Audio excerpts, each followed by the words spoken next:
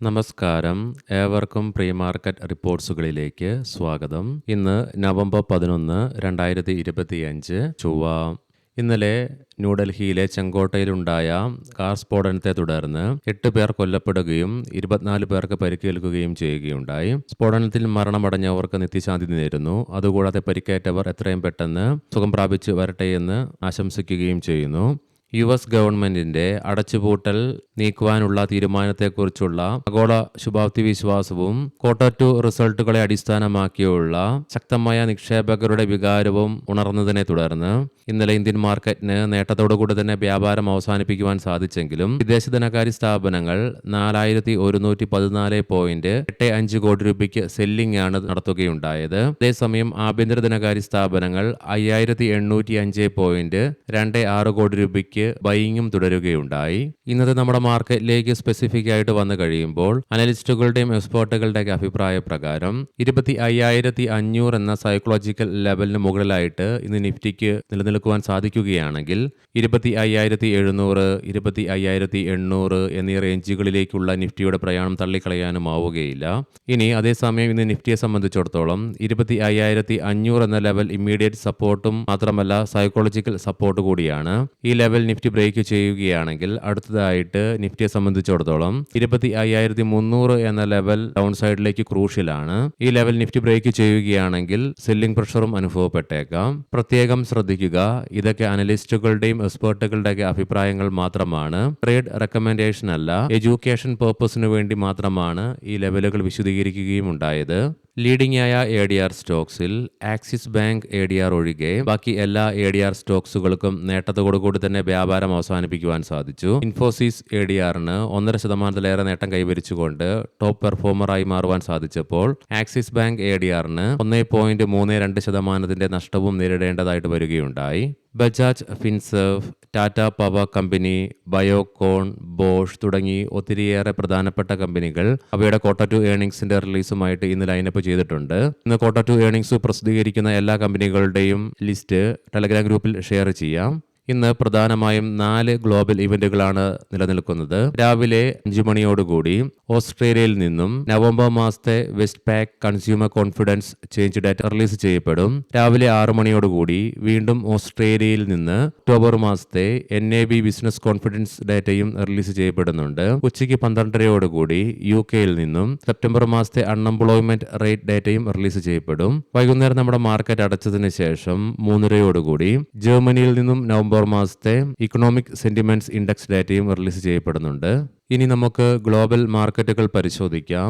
US ഗവൺമെന്റിന്റെ അടച്ചുപൂട്ടൽ നീക്കുവാൻ എടുത്ത തീരുമാനത്തെ തുടർന്ന് ഇന്നലെ US മാർക്കറ്റിൽ S&P 500-ന് 1.5% നേട്ടം കൈവരിക്കുവാൻ സാധിച്ചപ്പോൾ നാസ്ഡാക്കിന് 2.29% നേട്ടവും കൈവരിക്കുവാനായി. മാത്രവുമല്ല ഡോ ജോൺസ് ഫ്യൂച്ചറും ലെവൽ നേട്ടത്തോടുകൂടി തന്നെയാണ് വ്യാപാരം തുടർന്നുകൊണ്ടിരിക്കുന്നത്. യൂറോപ്യൻ മാർക്കറ്റ്സിൽ UK മാർക്കറ്റിന് 1%-ലേറെയും ഫ്രാൻസ് മാർക്കറ്റിന് 1.3%-ന്റെയും ജർമ്മൻ മാർക്കറ്റിന് 1.63% നേട്ടത്തോടുകൂടിയും വ്യാപാരം അവസാനിപ്പിക്കുവാൻ സാധിച്ചു. ഇന്ന് വെളുപ്പിനെ 2:45 വ്യാപാരം അവസാനിപ്പിച്ച ഗിഫ്റ്റ് നിഫ്റ്റിയുടെ ഇൻഡിക്കേഷൻ പ്രകാരം സ്ലൈറ്റ്ലി പോസിറ്റീവായിട്ടുള്ള ഓപ്പണിംഗ് ആണ് ഇന്ന് നമ്മുടെ മാർക്കറ്റിൽ എക്സ്പെക്ട് ചെയ്യുവാനായിട്ട് സാധിക്കുക. ഏഷ്യൻ മാർക്കറ്റ്സിലേക്ക് വരുമ്പോൾ ജപ്പാൻ മാർക്കറ്റ് 1%-നടുത്തും കൊറിയൻ മാർക്കറ്റ് 2.23% നേട്ടത്തോടുകൂടിയും വ്യാപാരം ഇന്ന് ആരംഭിച്ചിട്ടുണ്ട്. ബ്രെന്റ് ക്രൂഡിന്റെയും ക്രൂഡ് ഓയിലിന്റെയും വിലയിൽ നേരിയ ഇടിവാണ് നിലവിൽ അനുഭവപ്പെടുന്നത്, 0.2%-നടുത്ത്. അതേസമയം ഗോൾഡിന്റെ വില വീണ്ടും ഉയർന്ന്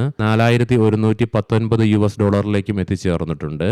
ഇനി നമുക്ക് സ്പെസിഫിക് ആയിട്ട് നിഫ്റ്റിയുടെയും ബാങ്ക് നിഫ്റ്റിയുടെയും ടെക്നിക്കൽസിലേക്ക് പ്രവേശിക്കാം. ഇന്ന് നിഫ്റ്റിയുടെ വീക്കിലി എക്സ്പയറി ആയതിനാൽ തന്നെ മാർക്കറ്റിൽ നമ്മൾ വോൾട്ടാലിറ്റി എക്സ്പെക്ട് ചെയ്യേണ്ടതായിട്ട് വരും.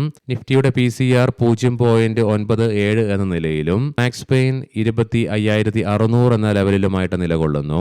ഹയർ ലെവൽസിൽ പ്രഷർ അനുഭവപ്പെടുമ്പോഴും പോസിറ്റീവ് ബയാസിനെ സൂചിപ്പിച്ചുകൊണ്ട് അപ്പർ ഷാഡോയോട് കൂടിയിട്ടുള്ള ബുള്ളിഷ് കാൻഡിൽസ്റ്റിക് പാറ്റേൺ ആണ് നിഫ്റ്റിയുടെ ഡെയിലി ചാർട്ട്സിൽ നിന്നും ദൃശ്യമാകുന്നത്. മാത്രമല്ല ഇന്നലെ നിഫ്റ്റിക്ക് അതിന്റെ ഷോർട്ട് ടൈം മൂവിംഗ് ആവറേജുകളായ 10-day 20-day EMകൾ ടെസ്റ്റ് ചെയ്യുവാൻ സാധിച്ചെങ്കിലും അവയ്ക്ക് മുകളിലായിട്ട് വ്യാപാരം അവസാനിപ്പിക്കുവാൻ സാധിച്ചില്ല.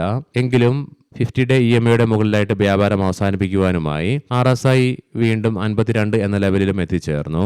വീക്കിലി ഓപ്ഷൻസ് ഡേറ്റ പ്രകാരം 25,700 എന്ന സ്ട്രൈക്കിലാണ് കോൾ സൈഡിലേക്ക് ഏറ്റവും കൂടുതൽ ഓപ്പൺ ഇൻട്രസ്റ്റ് കാണുവാൻ സാധിക്കുന്നതെങ്കിലും 25,650 എന്ന സ്ട്രൈക്കിലാണ് ഏറ്റവും കൂടുതൽ കോൾ റൈറ്റിംഗ് നിലവിൽ കാണുന്നത്. അതേസമയം 25,500 എന്ന സ്ട്രൈക്കിലാണ് പുട്ട് സൈഡിലേക്ക് ഏറ്റവും കൂടുതൽ ഓപ്പൺ ഇൻട്രസ്റ്റും മാത്രവുമല്ല ഏറ്റവും കൂടുതൽ പുട്ട് റൈറ്റിംഗും നിലവിൽ കാണുന്നത്. ബാങ്ക് നിഫ്റ്റിയുടെ PCR 0.92 എന്ന നിലയിലും മാക്സ് പെയിൻ 58,000 എന്ന ലെവലിലുമായിട്ട് നിലകൊള്ളുന്നു. നിഫ്റ്റിയുടെ ഇതുപോലെ തന്നെ ബാങ്ക് നിഫ്റ്റിക്കും ഹയർ ലെവൽസിൽ ചെറിയ പ്രഷർ അനുഭവപ്പെടുന്നുണ്ടെങ്കിലും ബുള്ളിഷ് കാൻഡിൽസ്റ്റിക് പാറ്റേൺ ആണ് ഡെയിലി ടൈം ഫ്രെയിമിൽ നിന്നും ദൃശ്യമാകുന്നത്. മാത്രവുമല്ല ബാങ്ക് നിഫ്റ്റിക്ക് അതിന്റെ ഷോർട്ട് ടൈം മൂവിംഗ് ആവറേജ് ഉൾപ്പെടെ എല്ലാ കീ മൂവിംഗ് ആവറേജുകളുടെ മുകളിലായിട്ടും ഇന്നലെയും വ്യാപാരം അവസാനിപ്പിച്ച് നിലകൊള്ളുവാനും സാധിച്ചു. ഇതിനെ തുടർന്ന് RSIയും 60.71 എന്ന നിലയിലേക്കും എത്തിച്ചേർന്നു. മന്ത്ലി ഓപ്ഷൻസ് ഡാറ്റ പ്രകാരം 58,000 എന്ന സ്ട്രൈക്കിലാണ് കോൾ സൈഡിലേക്ക് ഏറ്റവും കൂടുതൽ ഓപ്പൺ ഇൻട്രസ്റ്റ് കാണുവാൻ സാധിക്കുന്നതെങ്കിലും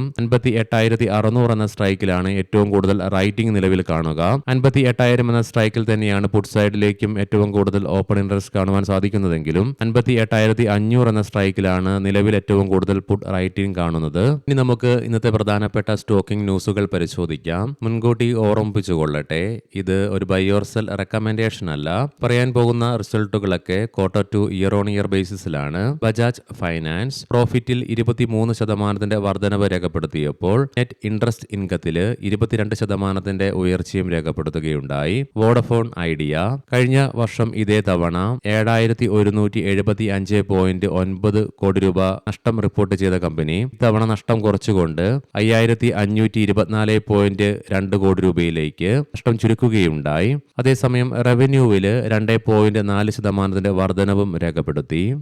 എനർജി കമ്പനിയുടെ നഷ്ടം കഴിഞ്ഞ വർഷം ഇതേ ക്വാർട്ടറിൽ 197.2 കോടി രൂപയിൽ നിന്നും ഇത്തവണ 154.1 കോടി രൂപയായി നഷ്ടം ചുരുക്കുകയുണ്ടായി. അതേസമയം റവന്യൂവിൽ 54% ഉയർച്ചയും രേഖപ്പെടുത്തി. വിക്രം എഞ്ചിനീയറിംഗ് പ്രോഫിറ്റിൽ 339.4% വളർച്ച രേഖപ്പെടുത്തിയപ്പോൾ റവന്യൂവില് 10.7% ഉയർച്ചയും രേഖപ്പെടുത്തുകയുണ്ടായി. മാത്രവുമല്ല 1,641.91 കോടി രൂപ മൂല്യം വരുന്ന 505 മെഗാവാട്ട് AC സോളാർ പ്രൊജക്ട് മഹാരാഷ്ട്രയിൽ നിന്നും കമ്പനിക്ക് ലഭിക്കുകയുണ്ടായി. തുല വൈൻയാർഡ്സ് പ്രോഫിറ്റിൽ 58.4% ഇടിവാണ് രേഖപ്പെടുത്തിയത്.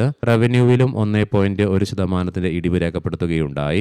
സൈർമ SGS ടെക്നോളജി പ്രോഫിറ്റിൽ 76.8% വർധനവ് രേഖപ്പെടുത്തിയപ്പോൾ റവന്യൂവിലും 37.6% കുതിച്ചുചാട്ടം നടത്തുകയുണ്ടായി. HEG പ്രോഫിറ്റ് 74.2% വളർന്നു. റവന്യൂവിലും 23.2% ഉയർച്ച രേഖപ്പെടുത്തി. ഏവർക്കും നല്ല ഒരു ട്രേഡിംഗ് ദിനം ആശംസിക്കുന്നു. വൈകുന്നേരം പോസ്റ്റ് മാർക്കറ്റ് റിപ്പോർട്ട്സുമായി കണ്ടുമുട്ടാം. നന്ദി, നമസ്കാരം.